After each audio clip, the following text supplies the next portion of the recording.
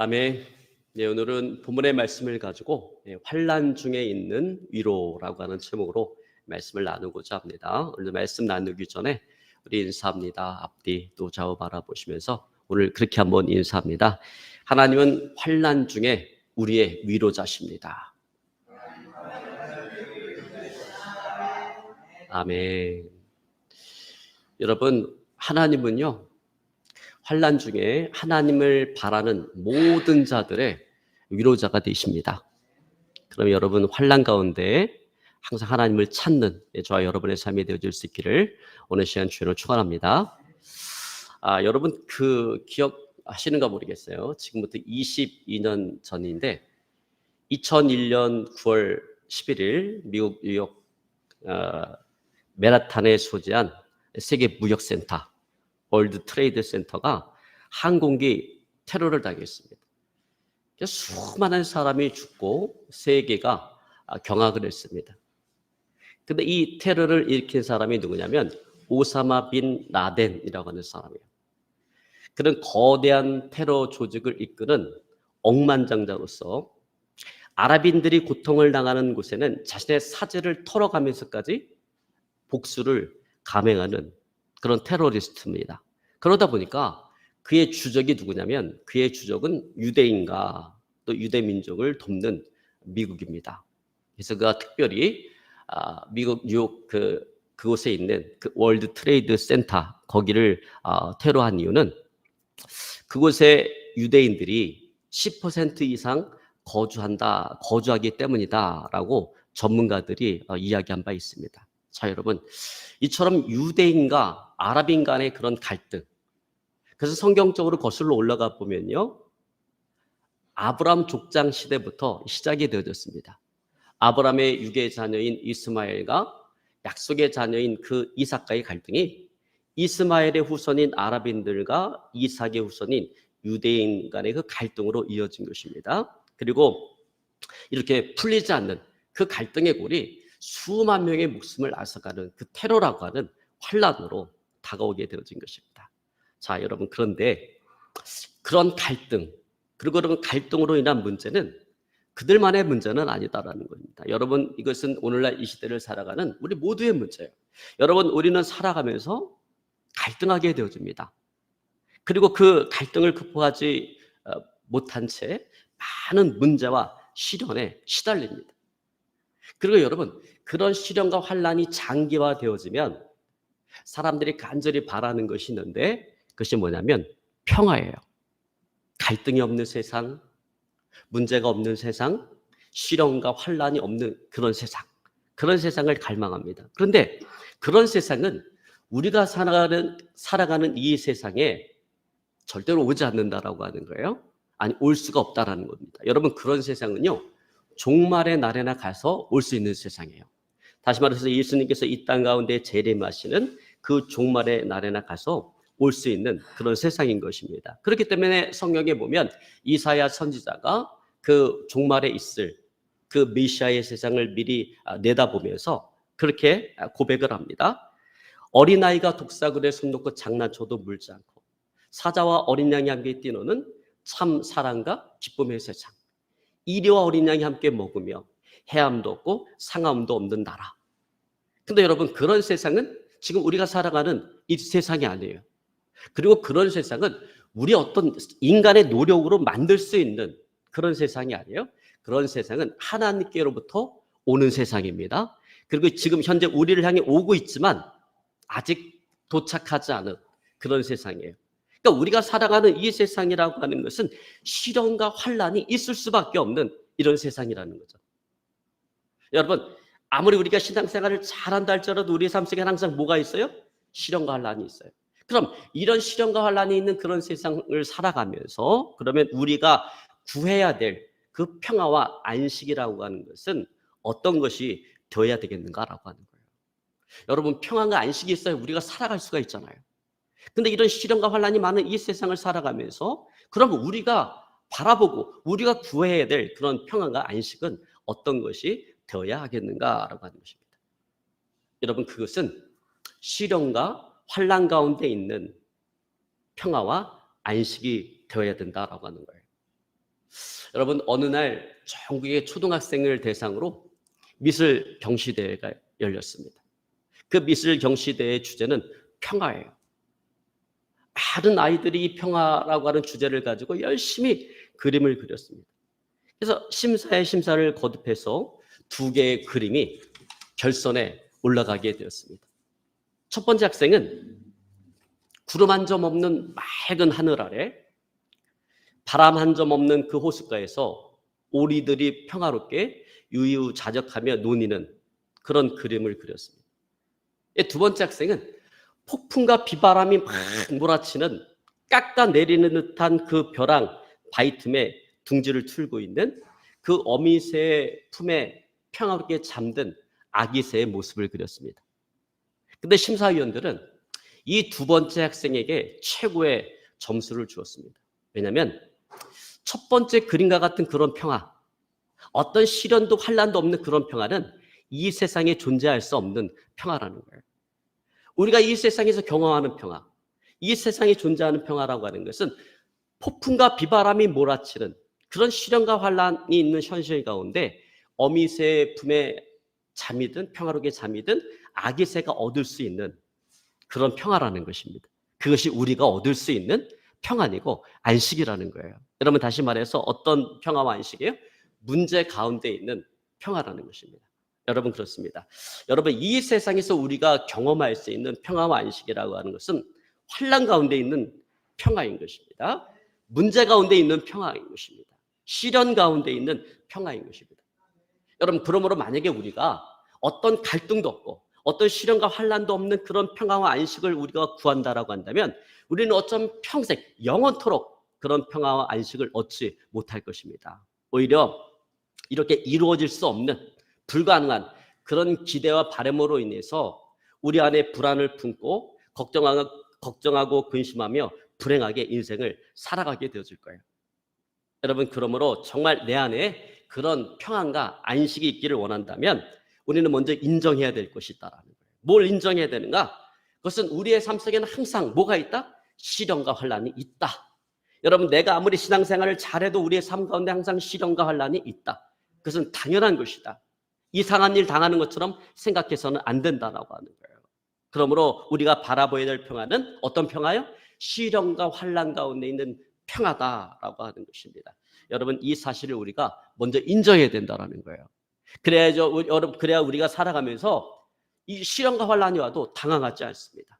그래야 우리가 시련과 환난 가운데서 우리가 평안과 안식을 얻을 수가 있는 것입니다. 여러분, 그래서 오늘 바울도 오늘 본문의 말씀 4절 가운데 보면 환난 중에 있는 위로다 이렇게 이야기합니다. 여러분, 우리 4절 상반절 한번 같이 봅니다. 우리의 모든 환난 중에서 우리를 위로하사. 자, 여기서 보면 모든 환난이 끝나고 난 이후에 우리를 위로하사 이러는 것이 아니라 뭐라고 얘기합니까? 우리의 모든 환난 중에, 환난 중이라는 건 뭐예요? 지금 환난을 겪고 있다라는 거죠. 환난이 진행 중에 있다라는 거예요. 그런데 우리의 모든 환난 중에 우리를 위로하사. 그러니까 하나님은 환난 중에 절대로 우리를 놓지 않습니다. 우리를 붙잡고 계시고 우리를 위로하시는 분이신 것입니다. 비록 그 환난이 끝나지 않는 환난 가운데 있다 할지라도 그럼에도 불구하고 그 안에서 우리에게 평안과 안식을 가져다 주는 분이시라는 거예요. 여러분, 믿으시기를 주로 축원합니다. 그리고 바울이 여기서 환난 중에 있는 위로 이렇게 말을 할 때 하나님께서 우리를 가르치고 우리를 인도하는 방법이 두 가지다라고 하는 것을 우리는 기억해야 된다라는 거죠. 자, 첫 번째 하나는 뭐냐면 환난이라고 하는 몽둥이에요. 그리고 또 다른 하나는 위로라고 하는 손길인 것입니다. 그래서 여러분, 우리의 인생을 살아가다 보면요, 계속해서 끊임없이 환난만 오지 않아요. 또 계속해서 끊임없이 우리 인생 가운데 좋은 일만 생기지 않아요. 우리 인생 가운데 하나님이 주신 위로만 있지 않아요. 하나님의 이 두 가지를 섞어서 우리에게 주신다라고 하는 것입니다. 여러분, 그래서 우리가 이 세상의 환난을 겪으면서도 우리가 소망을 잃지 않고 살아갈 수가 있는 거예요. 그 모진 고통의 환난 속에서도 사막의 오아시스와 같은 그 하나님의 위로가 우리를 기다리고 있기 때문에 우리가 환난 가운데도 소망을 잃지 않고 위로를 얻으며 살아갈 수가 있는 것입니다. 여러분, 그리고 하나님께서 이런 환난과 위로를 통해서 우리를 당신이 원하는 그 모습으로 빚어가신다라는 거예요. 만들어 가신다라고 하는 것입니다. 여러분, 그러므로 우리가 깨달아야 될 것이 있는데, 그 뭐냐면 환난 가운데는 반드시 하나님의 뜻이 숨어 있다라고 하는 거예요. 여러분, 우리 인생 가운데 환난은 그냥 우연히 찾아오는 게 아니에요. 우리 인생 가운데 환난은 반드시 거기에 숨어 있는 하나님의 뜻이 있다라고 하는 것입니다.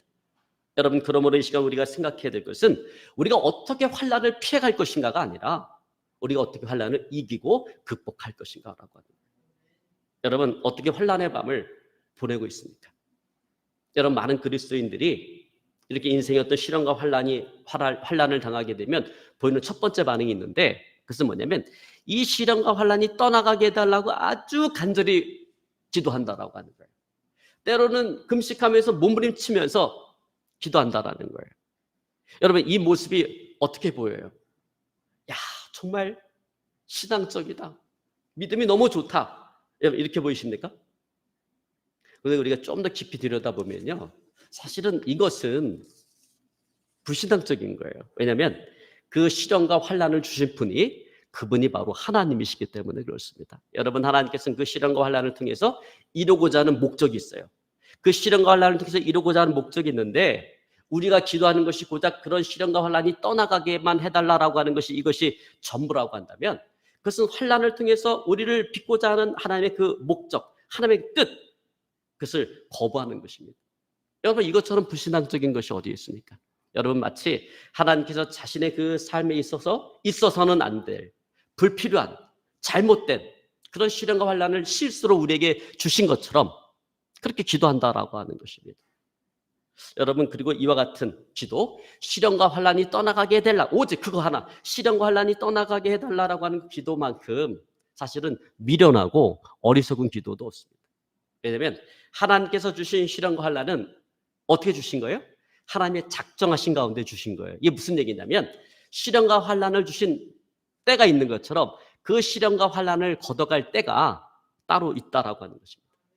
근데 이런 것들을 생각하지 않고 내가 당하는 그 시련과 환난이 사라지게 해달라라고 기도하는 것은 하나님의 그 때를 내 마음대로 한번 바꿔보겠다라고 하는 것입니다.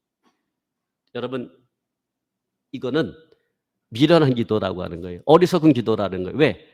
절대로 그렇게 되지 않기 때문에 그래요. 이런 시련과 환난을 내 마음대로 바꿀 수가 없어요. 왜? 작정하신 가운데 주신 것이기 때문에 그래요. 여러분, 하나님께서는 이스라엘 백성들에게 40년이라고 하는 광야 생활을 주셨어요. 40년이라고 하는 광야 생활은 이스라엘 백성들에게 시련과 환난의 세월이었습니다. 자, 그리고 이들이 이렇게 40년 광야 생활을 하게 된 가장 직접적인 이유는 그들의 불순종 때문이었습니다. 그러나 그들이 40년 광야 생활을 하게 된 더 근본적인 이유, 더 큰 이유는 오늘 그들로 하여금 하나님을 알아가도록 하기 위해서인 것입니다. 그래서 하나님을 아는 만큼 하나님을 의지하고 하나님을 예배하고 하나님을 섬기는 하나님의 그 백성으로 살아가도록 만들기 위해서인 것입니다. 여러분, 이것을 위해서 광야만큼 좋은 장소가 없다라는 거예요. 그리고 이것을 위해서 하나님께서는 교육기간을 몇 년으로 잡은 거예요? 40년으로 잡은 거예요. 여러분, 다 교육기간이라는 게 있잖아요. 초등학교 6년, 중학교 3년, 고등학교 3년, 뭐 대학교 4년, 이런 기간이 있는 것처럼 하나님께서는 이 이스라엘 백성들을 교육하는 이 교육기간으로 몇 년을 잡으신 거예요? 40년을 잡으신 거예요. 근데 여러분, 광야라고 하는 것은 고달픈 곳이에요. 힘든 곳이에요. 그러니까 이스라엘 백성들이 그 광야 생활을 하면서 이 광야 생활을 벗어나게 해달라고 오늘 하나님 앞에 얼마나 간절히 부르짖어 기도했을까. 여러분, 그것은 우리가 보지 않아도 뻔해요. 여러분, 사람은요, 고달프고 힘든 상황과 환경을 맞이하게 되어지면 자연스럽게 보이는 그 반응이 뭐냐면 이 힘들고 이 고달픈 상황과 환경이 떠나가게 해달라고 기도하게 되어진다라고 하는 것입니다. 여러분, 이건 우리는 경험을 통해서 너무나 잘 알고 있어요. 그러니까 이스라엘 백성들도 역시 광야 40년 그 광야 생활을 하면서 얼마나 그것을 위해서 열심히 기도했겠어요. 이 광야 생활을 청산하게 해달라, 이 벗어나게 해달라고 얼마나 많이 기도했겠어요. 자, 그러나 하나님께서는 작정하신 그 하나님의 때가 차기까지 그 40년이라는 그 세월을 애누리 없이 다 채우셨다라고 하는 것입니다. 여러분, 그렇습니다. 우리가 당하는 시련과 환난은 내가 기도하지 않아도요, 하나님의 때가 되면 이 자동적으로 사라지게 되어져 있습니다. 그러므로 여러분, 내가 당하는 시련과 환난이 속히 사라지기를 위해서 기도하기보다는 어떤 기도를 우리가 해야 되겠는가? 시련과 환난을 나에게 주신 하나님의 그 뜻을 깨닫게 해달라고 하는 기도를 해야 되고, 그 시련과 환난을 이길 수 있는 힘과 능력을 달라고 기도하는 것이, 이것이 시련과 환난을 당한 자의 마땅한 기도다라고 하는 것입니다. 그리고 그러한 기도를 드릴 때 그곳에는 뭐가 있다고요? 그런 기도를 드릴 때 그곳에는 바로 하나님의 위로하심이 있는 것입니다. 여러분 믿으시기를 주를 축원합니다. 여러분, 오늘 바울은 이 사실을 증거하고 있습니다. 여러분, 오늘 본문의 말씀 3절로 4절 상반절에 보니까 이렇게 증거합니다. 우리 같이 봅니다. 찬송하리로다. 그는 우리 주 예수 그리스도의 하나님이시요 자비의 아버지시요 모든 위로의 하나님이시며 우리의 모든 환난 중에서 우리를 위로하사. 자, 본문 말씀 가운데 보면 바울이 하나님께 감사 찬양하고 있습니다. 근데 이렇게 감사 찬양하고 하는 이유는 뭐냐면, 지금 바울이 당하고 있는 그 시련과 환난이 떠나갔기 때문에, 사라졌기 때문이 아니라는 거예요. 여전히 그 시련과 환난은 진행 중에 있어요. 여전히 그 시련과 환난 가운데 있어요. 그러나 그럼에도 불구하고 그 가운데 하나님께서 주시는 그 하나님의 위로하심이 너무나 크기 때문인 것입니다. 그래서 우리의 모든 환난 중에서 우리를 위로하사라고 그렇게 고백하고 있는 거예요. 뭐라고요? 우리의 모든 환난 중에, 환난 진행 중에 있어요. 근데 환난 중에 우리를 위로하사. 바울은 환난 가운데 하나님께서 주신 큰 위로를 오늘 맛보게 되어진 것입니다. 자, 여러분, 만약에 바울이 그가 당면한 이런 시련과 환난이 떠나가기만을 위해서 기도했다면, 그것이 그의 기도의 목적이고 모든 것이었다라고 한다면, 과연 그 바울이 이런 환난 가운데 위로를 얻을 수가 있었겠을까? 얻을 수가 있었을까라고 하는 거예요. 바울은 위로를 얻을 수 없었을 거예요. 위로보다는 오히려 절망과 좌절과 낙심을 얻게 되었을 거예요. 왜? 그렇게 기도했는데도 불구하고 뭐가 없어지지 않았기 때문에, 시련과 환난이 없어지지 않고 여전히 남아있기 때문에 그렇다라고 하는 것입니다. 여러분, 그러므로 오늘 바울이 이런 환난 가운데 오늘 하나님의 위로를 받고 하나님에 대해서 감사하고 찬양하고 있다라고 하는 것은, 오늘 바울의 기도가 최소한 이런 시련과 환난이 떠나가게 해달라고 하는 그런 기도는 아니었다라고 하는 것입니다. 자, 여러분, 그렇다면 환난을 겪고 있는 그 바울의 기도는 어떤 기도였는가라는 거예요. 여러분, 그것은 환난을 주신 그 하나님의 뜻을 깨닫게 해달라고 하는 그런 기도였다라고 하는 것입니다. 바울은 그와 같은 기도를 드렸고, 그런 기도에 대한 기도를 통해서 환난을 주신 그 하나님의 뜻을 오늘 깨닫게 되어진 것입니다. 자, 여러분, 오늘 4절 하반절에 보면 이렇게 이야기합니다. 우리로 하여금 하나님께 받는 위로로서 모든 환난 중에 있는 자들을 능히 위로하게 하시는 이시로다. 자, 바울은 자신이 당하는 그 환난의 의미를 깨달았습니다. 왜 하나님께서 나에게 이런 환난을 주셨는가? 그것은 환난 당하는 모든 성도들을 위로하는 위로자로 자신을 세우기 위해서 이런 환난을 주셨다. 환난을 당하게 하셨다라는 거예요. 여러분, 우리 옛말에 호레비 마음 누가 알아요? 호레비가 알고, 과부 마음은 누가 압니까? 과부가 알죠. 왜? 경험해 봤기 때문에. 그러니까 환난 당하는 자의 마음을 알고 위로해 줄 수 있는 사람은 누가 해줄 수 있는 거예요? 환난을 겪어본 사람이 해줄 수 있는 거예요. 여러분, 그냥 집이 막 금수저라 집안에서 그냥 온실의 화초처럼 이렇게 자라는 사람은요, 누구도 이해 못하고 위로해 줄 수가 없어요.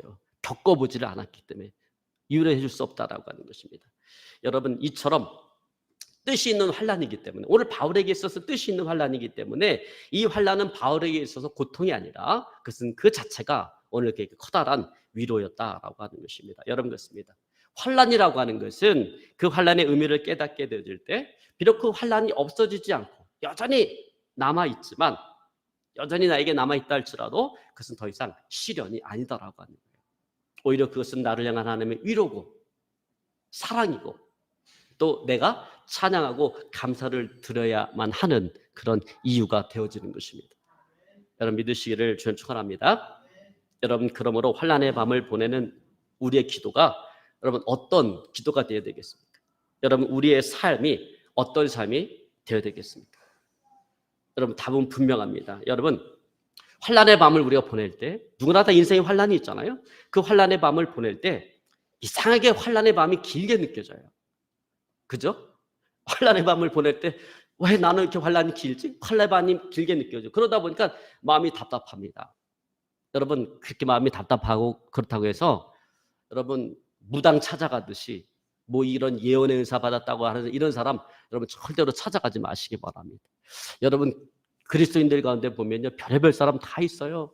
시련과 환란을 당하면요 무당 찾아가는 사람이 있어요. 여러분 저는 그 사람 기독교인이 참 의심스러워요. 제가 볼 땐 그 믿음 자체가 없는 것 같아요. 또 그리고 좀 믿음이 있다라고 생각하는 사람은 차마 무당 찾아가긴 뭐하고 그러다 보니까 뭐 예언의 은사 있다 이런 사람들 또 찾아다닙니다. 여러분 절대로 그런 사람 찾아다니지 마시기 바랍니다. 여러분 그 부흥의 시즌이 있어요. 부흥에 이렇게 보면 1년 중에 부흥의 시즌이 있는데 그 부흥의 시즌이 되어지면 이 기도원 같은 데서 막 전단지가 막 이렇게 나옵니다. 그 전단지에 보면 부흥의 강사 이 프로필을 딱 보면 그냥 은사란 은사는 이분이 다 가지고 계세요. 예언의 은사, 신유의 은사, 영분별의 은사 뭐 이걸 가지고 있는지 없는지 모르겠지만 어쨌거나 그것은 성경에 나오는 거니까 뭐 그렇다 쳐요. 가지고 있다 쳐요. 근데 보면 제가 기가 막힌 거 뭐냐 저도 그 전단지 하나 딱 봤는데 어느 날 딱 보니까 투시의 은사가 있어. 아니 슈퍼맨도 아니고 웬 투시의 은사가. 그러니까 성경에 나와 있지 않은 그런 은사가 너무나 난무하다는 거예요. 여러분 절대 그런데 현혹되지 마시기 바랍니다. 근데 여러분 우리가 환란의 밤을 보내면요 자꾸 마음이 약해지니까 자꾸 그런 유혹이 돼, 현혹이 돼. 그래서 여러분 제가 늘 우리 성도님께 얘기하잖아요.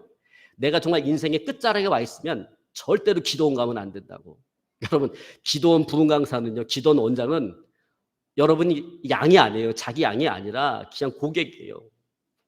기도원 운영해야 되니까 오면 그냥 막 있지도 않은 거 뭐 이러고 뭐 헌금을 뭐 500만 원 하면 1000만 원 하면 이거 해결해 줍니다. 막 그 책임지지도 못할 백지수표를 막 남발한단 말이에요. 여러분 담임 목사가 그렇게 얘기하잖아요. 그래서 제가 항상 기도원 같을 때는 갈 때는 내가 영적으로 건강할 때 그리고 내가 좀 하나님 은혜가 필요할 때 이럴 땐 가도 돼요.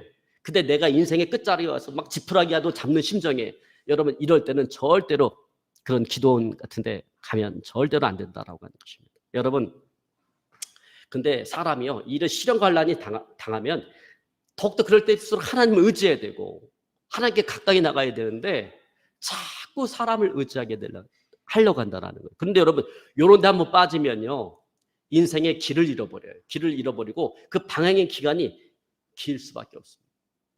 여러분 이런 데 한번 맞들이다 보면 인생의 시련과 환난이 오면 자꾸 그런 사람만 찾아가요. 여기 한번 맞들이는 사람 꼭 그래. 누가 신령하대 막 은사 받았대 그러면 그런 사람 찾아가서 그 사람 말을 들어요. 듣다 보면 나중에 어떻게 돼요? 그 사람의 말에 매이게 됩니다. 여러분 매이게 되면 그 사람의 말이 하나님의 말이 되어지는 거예요. 그래서 여러분 뉴스 같은 데 보면 왜 그런 일이 벌어지는 거예요? 막 목사가 막 이렇게 했다 그래서 막 그냥 그 말도 상식적으로 말이 안 되는 그런 인생을 살고 그냥 있는 듯 없는 듯 다 퍼주고 나중에 인생이 파탄나는 그런 일들이 왜 생기는 겁니까? 여러분 그래서 생겨나는 거예요. 그래서 여러분 우리가 인생의 시련과 환난을 당할 때 그 환난이 밤이 깊을 때 여러분 절대로 그런 사람 찾아가지 말고 여러분 그럴 때일수록 어떻게 해야 되는 거예요? 하나님 앞에 더 가까이 나가고 하나님 의지해야 되는 것입니다. 여러분 환난의 날에 그런 사람 찾아가는 거 누가 제일 싫어해요? 하나님께서 제일 싫어하십니다. 그러니까 여러분 인생에 시련 환난 당할 때 누가 신령한 사람이 있다래도 절대로 여러분 찾아가지 마시기 바랍니다. 여러분 그 찾아갈 시간에 교회 나오세요. 교회 나와서 새벽에도 나오고 저녁에도 나오고 나와서 하나님 앞에 기도하세요. 난 기도도 할 줄 모르는데 그럼 와서 앉아 있으세요. 그냥 와서 무릎 꿇고 앉아 있어요. 무릎 꿇다 다리 저리면 일어나서 걸어 다니면서 있으세요. 그 자체가 기도예요, 여러분. 여러분 기도는 우리가 막 떠도는 내가 입으로 하는 기도도 있지만 몸으로 하는 기도가 있어요. 하나님 보시죠. 내가 말주변도 없고 내가 기도 어떻게 할 줄도 모르지만 내가 하나님 바라보고 주의 전에 나왔습니다. 하나님 나를 보시죠. 내가 여기 하나님 무릎 꿇었습니다. 이렇게 와서 앉아 있는 것만 해도 오늘 하나님의 큰 기도인 것입니다. 그것이 하나님을 찾는 행동인 것입니다. 여러분 그렇게 살아가시기를 주로 축원합니다. 여러분 인생의 환난은요 결코 의미 없이 우리에게 다가오지 않습니다. 여러분 그 환난을 통해서 이루고자 하는 하나님의 목적이 분명히 있다라는 거예요. 하나님의 뜻이 있다라고 하는 거예요. 그리고 그 환난은 영원하지 않다. 반드시 끝이 있다라는 거예요. 반드시 그 종말을 구할 때가 있다라는 것입니다. 여러분 그렇습니다. 아무리 환난의 밤이 길어도 새벽은 다가오게 되어져 있는 것입니다. 여러분 그러면 그럴 때일수록 사람 의지하지 말고 하나님과의 관계를 새롭게 만들어 가시기를 주를 축원합니다. 환난을 주신 하나님의 뜻을 구하는 기도를 하시기 바랍니다. 그 환난을 이길 수 있는 힘과 능력을 달라고 여러분 기도하시기를 주를 축원합니다. 여러분 그런 자는 환난 가운데 반드시 하나님의 위로를 경험하게 되어질 것입니다. 그리고 반드시 그 환난을 이기고 승리하게 되어질 것입니다. 여러분 믿으시기를 주를 축원합니다. 제가 과거에 모교에서 부교자로 사역을 할 때 제가 맡았던 교구에 잘 알고 지내는 집사님이 계세요. 이 집사님이 과거에 이 부동산 업을 해갖고 돈을 엄청나게 많이 버신 분이에요. 재정적으로 참 부유하게 살아가셨는데 이분이 보증을 잘못 써는 바람에 그냥 그 많던 재산이 다 날아가고 물질적으로 재정적으로 너무나 힘들고 어렵고 가난하게 살아가는 거예요. 근데 제가 맡은 교구잖아요. 근데 성도가 그런 고통을 당하고 있으면 늘 목회자 마음은 눌려요. 너무나 안타깝고. 근데 그 기간이 너무나 오래돼서 제가 좀 안타까워서 그 집사님한테, 지금은 이제 그분 목사님이 되셨는데 그 집사님한테 제가 그렇게 말씀을 드렸어요. 집사님 이제 잘 돼야 될 텐데요. 이렇게 얘기했어요. 그러니까 그 집사님이 저에게 하는 얘기가 목사님 저는 그런 거 신경 쓰지 않습니다. 하나님의 때가 되면 하나님께서 다 잘 되게 하실 겁니다. 저는 다만 오늘 하루하루를 살아가면서 하나님과의 바른 관계를 맺기 위해서 기도하고 힘쓸 뿐입니다. 그렇게 얘기하는 거예요. 그분이 목사님 같아. 제가 그냥 형도 같고. 그러니까 그분을 얘기를 딱 듣는데 너무나 제게 은혜가 되더라고요. 제가 그때 생각한 거는 이분은 환난의 밤을 정말 지혜롭게 잘 보내고 있구나. 그런 생각을 했습니다. 여러분 그런데 똑같은 환난의 밤을 보냈는데도 불구하고요. 참 목회자를 힘들게 하고 참 당황스럽게 만드는 그런 성도님들도 있다. 여러분 이 환난의 밤을 보내다 보면 성도님도 얼마나 힘들어요. 답답해요. 그러다 보니까 목회자에게 기도 부탁을 합니다. 근데 어떻게 기도 부탁을 하냐면 이렇게 기도 부탁을 해요. 목사님 내년 이맘때까지 이 문제가 해결되어지고 우리 가정이 회복돼야 됩니다. 만약에 내년 이맘때까지 이 문제가 해결되지 않으면 저 시험 들지 몰라요. 저 교회를 떠나갈지 몰라요. 그러니까 목사님 기도해 주세요. 근데 여러분 이게 기도 부탁하는 거예요. 기도 부탁 이게 반협박적인 그런 기도 부탁이에요. 그래서 제가 성도님 연단의 기간은 성도님이 정하는 게 아니라 하나님이 정하시는 겁니다. 그러니까 연단의 기간을 놓고 기도하지 말고 왜 이런 연단을 주셨는지 그 뜻을 깨닫게 달라고 기도하고 이 연단을 이길 수 있는 힘과 능력을 달라고 그렇게 기도하세요. 이렇게 말씀을 드리고 싶었는데 그냥 기도 부탁하는 모습이 너무나 막 심각하니까 그냥 그 말은 못하고 기도 부탁을 했으니까 그 기도 부탁을 받았기 때문에 그렇게 기도는 하지만 그렇게 기도한다고 해서 그 하나님의 때가 움직여지지는 않는다라고 하는 것입니다. 여러분 그러므로 환난의 밤을 보낼 때 감사하며 우리가 하나님과의 관계를 회복하기 위해서 기도하시기 바랍니다.